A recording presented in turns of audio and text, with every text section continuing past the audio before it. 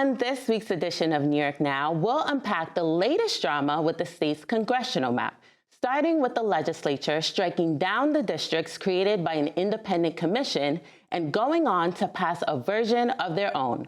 Then we'll discuss the state's approach to higher education funding and a campaign to expand tuition assistance for students. I'm Chantal Destra, and this is New York Now. Today, the Senate majority will pass legislation. I will fight like hell for you every single day, like I've always done and always will. Passing these bills on the floor, maybe get another stand. Welcome to this week's edition of New York Now. I'm Chantal Destra. Once again, New York has a new congressional map. At the start of the week, the Democratic-controlled state legislature voted to reject the newly drawn congressional map created by the Independent Redistricting Commission. You may remember the IRC was tasked with creating new districts back in December. Last week, the body unveiled a map that offered little help to Democrats as the party vies to gain control of the House of Representatives. I think there are numerous problems with the map that was sent to us that run afoul of the constitutional guidelines that exist in our state constitution. Most notably, there are a half a dozen county cuts, places where counties were divided newly in this new map from the existing districts. And political pundits and stakeholders went on to wait with bated breath to see if the legislature would advance the map. Ultimately, both chambers voted to reject it, and Republicans blasted Democrats for what they described as not respecting the work of the commission or New Yorkers. You know, I hear a lot in this House about protecting democracy and the will of the people, and the reality is the people did speak. They spoke in a constitutional amendment that they wanted to eliminate this behind closed doors way of drawing redistricting maps. And it was created the IRC with that. And that was the people speaking, saying, let's change this process. Let's make it a more honest and open process. And shortly after rejecting the map, Democrats went on to produce their own, which it turns out didn't offer major changes from what was drawn by the commission and showed marginal shifts to districts. To no surprise, Democrats voted to advance their map and were even joined by some Republicans in both chambers. Governor Kathy Hochul officially signed the new maps into law on Wednesday evening. So it seems the redistricting saga for congressional districts has finally been settled, and if all goes well, these maps will be in place until 2032. To discuss the state's newest congressional map and how it all unfolded, we're joined by Bill Mahoney of Politico and David Lombardo of the Capitol Press Room. Thank you both for being here. Thank you. It's our pleasure. Now, there's a lot to get to, of course, but I wanted to start at the very top of the week. We know the Democratic legislature voted to reject the congressional map that was produced by the IRC. Did this come as a surprise, or was the writing on the wall here? It was a bit of a surprise, at least compared to a few weeks ago. There had been a general sense in the legislature that a lot of members just wanted to end what had become a 4-year redistricting process and didn't want to drag this out too much further. And it seemed like they, if there were reasonable lines from the commission, it seemed likely they would accept it. But it seems in the end, a lot of these members wound up saying, you know what, the members who didn't want to spend too much more time focusing on it, they were willing to go along with their colleagues who wanted to keep this as an issue. And so they did wind up over the 2 weeks between when the commission introduced its maps and the legislature voted on it. They came out against it and voted it down. Yeah, in hindsight, it seems like the writing was probably on the wall, that there was going to be pressure from national Democrats and progressive groups that might make it impossible for the state legislature, and the Democrats specifically, to just rubber stamp whatever the bipartisan commission came up with. But I, like Bill, kind of thought that this was going to be sort of a, let's just get out of here and forget about redistricting until 2030. Clearly, that was wrong, but I think what they ended up doing wasn't necessarily as big of a swing as people thought they might do once they did try to open the process up again. Right. And Bill, can you talk to some of those changes in the Democratic map versus the map that was submitted by the commission? There wasn't much, to be honest. Like, the general theme of the maps that were released by the commission were basically working off of the maps drawn by the court 2 years ago and not making any drastic changes. Really, all the commission had done was they made the Syracuse area seat that's held by Republican Brendan Williams. They had added a couple of outlying a couple of nearby places like Auburn and Cortland to the district, which made it a bit more Democratic friendly, which Democrats had certainly been hoping for, but not as Democratic friendly as they could have if they had added places like Ithaca. And there were mostly minor adjustments to other parts of the state where we saw a couple of districts get like 1% more Democratic, 1% more Republican, but nothing drastic. And the legislative maps pretty much worked off of those. They made some changes to some of the parts that were in some districts in the Hudson Valley. There were some relatively small tweaks in places like New York City and Long Island, but they were 95% the same in pretty much every corner of the state, at least, if not more, and some of them were identical to the maps drawn by the commission. So is it fair to say that Democrats learned from past mistakes when their map was struck down in previous years because there were, just a perspective that it had been heavily gerrymandered? That was probably a part of it where they probably did have a more favorable court system and a path to victory in the courts this time around than they would have a couple of years ago. But this goes back to the idea that a lot of the legislatures didn't want this to drag out too much longer, and they didn't want this to turn into another year-long, 2-year-long fight over this. And so I do think a big part of the motivation was that the legislature wanted to assert their prerogative to draw these lines in the future, saying that this is the legislature's power, and this is not something that should be done by the courts or a bipartisan commission, that the legislature has final say. And the way this played out, where they drew these maps that some Republicans supported in the end, it left it pretty clear that this is something that the legislature will have the right to handle as they see fit in the future.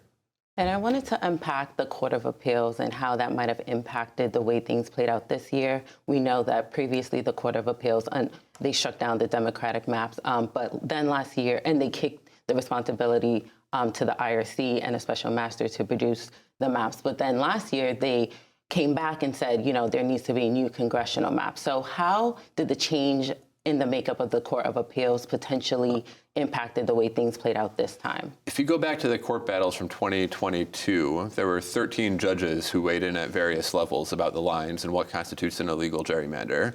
The one judge who gave the Democrats the most leniency in an opinion in terms of what they could do with the maps and saying they could basically, coming close to saying that they could draw the maps as they wanted was Rowan Wilson, who was an associate judge on the Court of Appeals at that time and wrote a dissenting opinion when the Court of Appeals ruled in favor of Republicans. But he is now, chief judge of the state. He has tremendous sway over the court, and there's been another seat that's swapped that probably would have been more Democratic friendly had this come up before.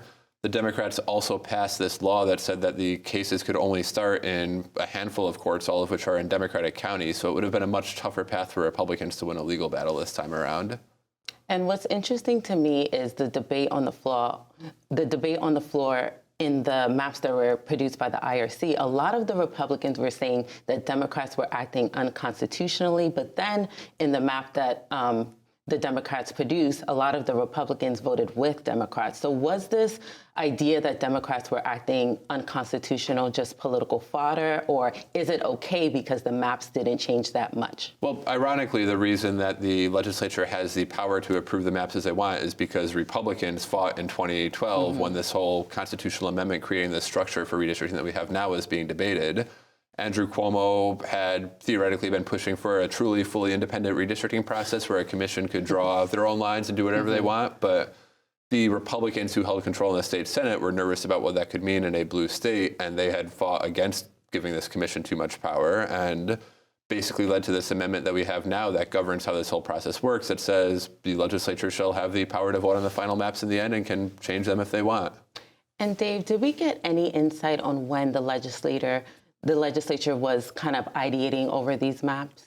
So both the Senate and Assembly Democratic leaders have been very coy about the process of actually writing these maps. The only thing that they will say in concrete terms is that they were finalized in the wake of the legislature rejecting the lines from the commission. But it's clear that these lines were not drawn up in a couple hours. This is something that the legislature and the Democratic leaders have been thinking about for at least days since the redistricting lines came out, more than a week earlier from the commission. The legislature has institutional staff in this committee, this so-called LAT4 task force that has the capacity to work on this and clearly was working on this. If we're talking with lawmakers, they clearly had ideas about maps that were coming together. So this was something that was in the works and then finalized Monday earlier this week. So from your purview, why are the Democrats in the legislature being coy on this issue?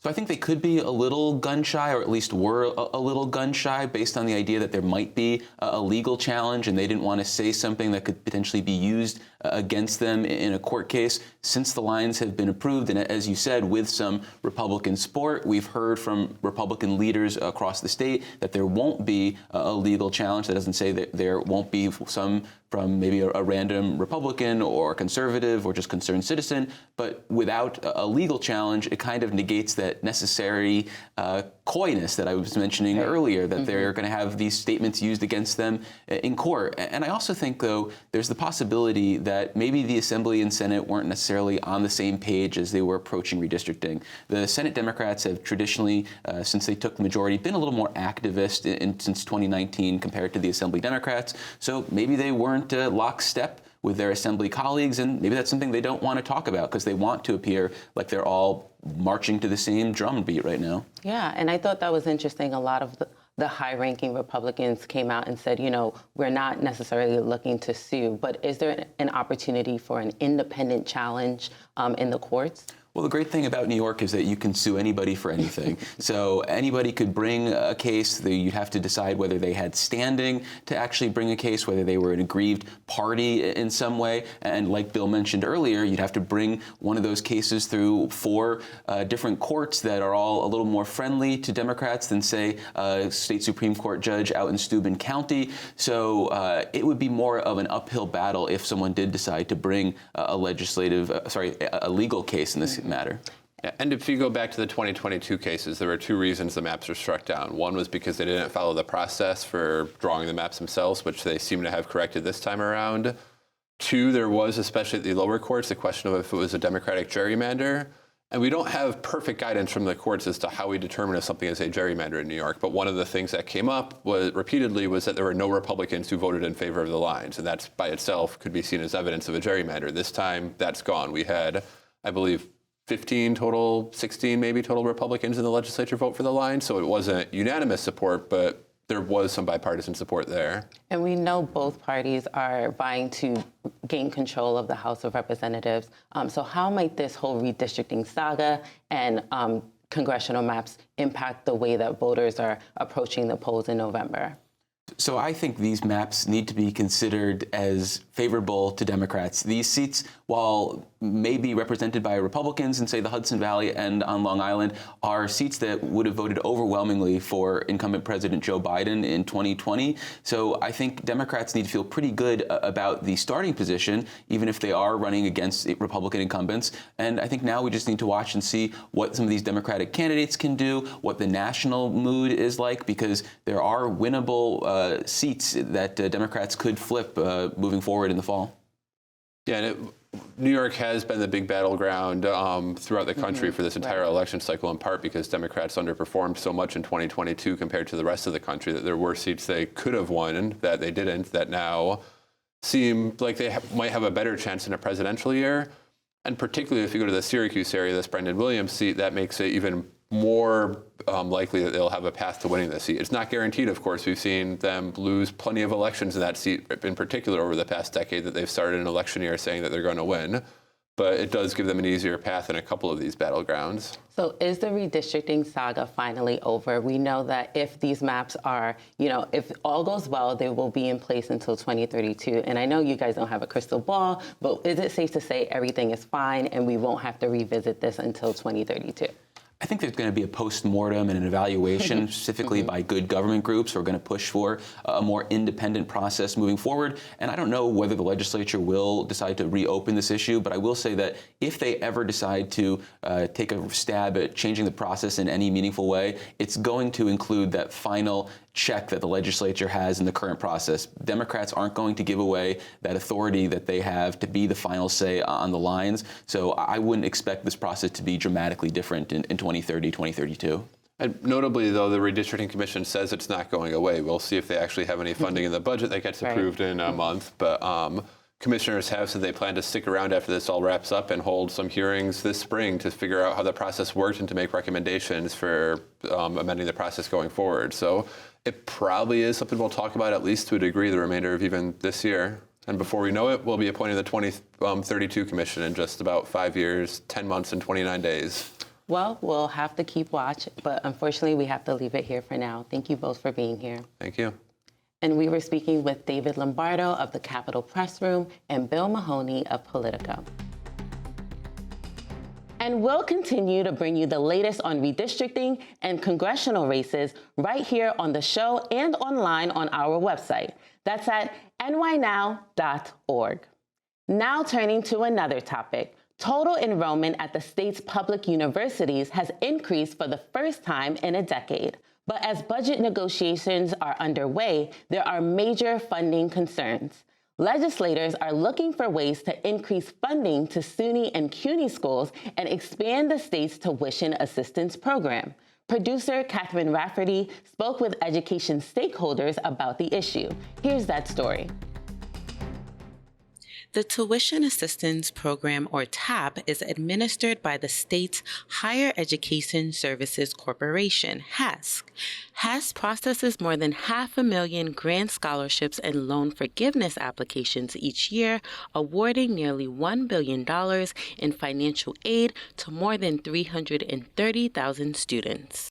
In 2022, TAP supported nearly 40% of full-time SUNY undergraduates. Of those students that received TAP support, 19% received the maximum TAP award.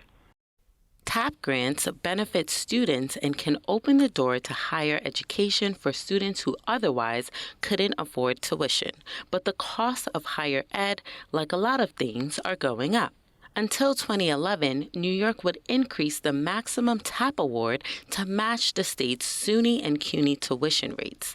Currently, the maximum TAP award is just over $5,000, while SUNY tuition can cost up to $7,000. For the first time in a decade, SUNY's total enrollment increased from fall 2022 to fall 2023, reflecting a 1.1% gain. In January, SUNY released a report on long-term enrollment and financial stability. SUNY Chancellor John King says that more revenue will be needed to sustain the system. Salaries will go up each year. The costs of goods and services will go up each year. And so, if nothing changes, 10 years out, we'd have $1 billion deficit. There are really two solutions to that: increasing state support or tuition increases. And on either side, they would be modest increases, either in state support or in tuition, but we've got to have additional revenue to close that $1 billion gap in order to provide great services for our students. We've got a full range of opportunities for students, but each campus over time may not be able to offer every program, but we want all programs to be available to students across all of our campuses. And of course, campuses also need to continually adjust. In January, the state's legislature's higher education committees launched a Turn on the Tap campaign, introducing a series of bills to fund and expand the program. These bills include goals to raise the minimum TAP award to $1,000, raise the income cap for eligibility, and increase overall funding for TAP while expanding the definition of eligible students. Assemblymember Patricia Fahey and Senator Tobian Stavisky serve as chairs for their chamber's higher education committees. They say TAP no longer fulfills its mission of helping lower and middle class students with college expenses. We want to make college affordable, and we've got to make it affordable for the middle class as well as those with low incomes. And by the way, TAP, the Tuition Assistance Program, it was launched 50 years ago. It has not, the income eligibility for it has not been raised in almost 25 years. If we can increase TAP, if we can tell families we have your back, we're going to at least cover tuition. I'd love to cover more of the fees, but we've got to show them that college is affordable. We've got to keep it affordable and worthwhile to get those degrees. Senator Tobian Stavisky says the legislature needs to make these changes to help financial distress at SUNY and CUNY campuses. Last year, some SUNY campuses announced cutbacks due to deficits they were facing, a longstanding trend in declining enrollment and declining birth rate. Last year, there were 19 distressed colleges and universities at SUNY. I understand this year the number is down to 18. CUNY has additional problems, the City University of New York. There are 9 colleges where they are in financial distress, and we've got to make sure that they take measures and that we help them, that we work together, that we make TAP and the other aids more relevant to reducing their problems. The package of bills has bipartisan support. Republicans on the Higher Education Committee are on board with the idea of updating TAP. Assemblymember Ed Raw, a Republican on the Higher Education Committee, says legislators are pushing for other measures to help higher education in this year's budget. On the private side, capital, there are cuts with regard to aid to our private colleges. There is, on the SUNY side, community colleges, I think they need support. They're particularly struggling with declining enrollment, but they also just have never gotten commensurate funding to what the four-year colleges get. Last year, the state Senate and Assembly rejected Governor Kathy Hochul's controversial tuition hike proposal for SUNY and CUNY campuses. This year, several lawmakers are hoping increases in TAP and operating aid will continue to boost enrollment and sustain the SUNY system in the long run. The governor's fiscal year 25 executive budget builds on last year's historic $163 million increase in operating aid, providing an additional $54 million increase for state-operated campuses. Also last year, Governor Kathy Hochul and the legislature created the part-time TAP program, further expanding TAP to include micro-credentials and non-degree workforce programs. SUNY Chancellor John King says the state should update TAP to keep pace with inflation. We really have to adjust those thresholds to match current times. We also need to continue to grow the TAP for workforce programs. That's a real area of strength for SUNY and an opportunity for us to help people achieve real social mobility. Advocates for Turn on the Tap hope that by increasing aid for students, enrollment will grow, which will lead to more financial stability for higher education in New York. The relationship between aid, tuition, and enrollment is a balancing act that lawmakers hope to get right. For Andrew Perry, a senior analyst at the nonpartisan Fiscal Policy Institute, long-term financial stability for higher ed will also require policymakers to provide aid to colleges and universities themselves and not just students. Aid for the state, for SUNY, direct state support for SUNY campuses was cut during the Great Recession quite a bit and never fully restored. Our group, the Fiscal Policy Institute, did an analysis of the tuition hikes that were proposed last year, and we found that they were actually the proposed tuition hikes were quite steep. We think this is really the wrong way to close these SUNY operating gaps. Is really what we would like to see is the state restore some of the direct funding for campuses that it historically provided. The state faces a $4.3 billion budget gap, and many stakeholders are looking to the governor and the legislature to close the gap. SUNY Chancellor John King is hoping the legislature can secure more funding for SUNY in the coming years. We're extraordinarily grateful to Governor Hochul and our legislative champions for the investment last year in SUNY, $163 million in operating aid, the largest operating aid increase for SUNY in 20 plus years. And last year, the governor and legislature committed to $54 million this year in additional support, as well as next year in additional support. So that was great news for SUNY, a really important step forward for investment in public higher education. But I will say one of our challenges in this moment is we just completed a new contract with UUP, our major faculty union. Well-deserved raises that we want to provide, a fiscally responsible contract, but it will cost us about $86 million. And so we are hopeful that as the budget process moves forward, the governor and legislature will be able to help us to cover those costs as well. Perry says this is attainable given the currently projected gaps in the budget for the next year. The projected gaps after next year are actually very small by historic standards. So we think the state is on pretty solid ground fiscally for the coming years. And it's also worth noting that the current deficit faced by SUNY campuses that have deficits is $139 million. And that's against a $125 billion state funds budget. We really think that restoring some financial stability to SUNY is actually a very manageable ask, and it sort of merits being a top priority for the state. 15 TAP-related bills are currently sitting in either the Senate or Assembly's higher education committees. We'll keep you updated on the progress of these bills and higher education funding right here on the show. You can also visit our website. Again, that's at nynow.org. Now that does it for this episode of New York Now. Thank you for tuning in, and see you next week.